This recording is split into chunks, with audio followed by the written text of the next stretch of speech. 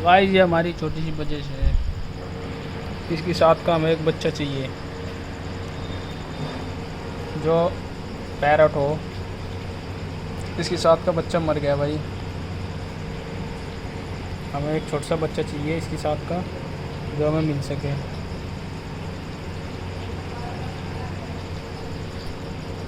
ये देखो भाई, ये हमारी छोटी सी वजह से है।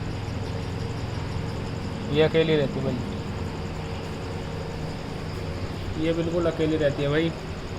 इसके लिए हमें एक बच्चा चाहिए। अगर किसी के पास हो तो कमेंट करिए, मैं लेने के लिए आ जाऊंगा भाई। मुझे एक छोटा सा बच्चा चाहिए इसके लिए। ये देखो भाई, मेरी वजह से अकेली है भाई बिल्कुल। इसका मन बिल्कुल भी नहीं लग रहा। इधर से इधर, इधर से इधर, इधर से इधर भागी रहती है भाई। ना कुछ खाती है ना पीती है भाई, जब से इसका पार्टनर मरा भाई।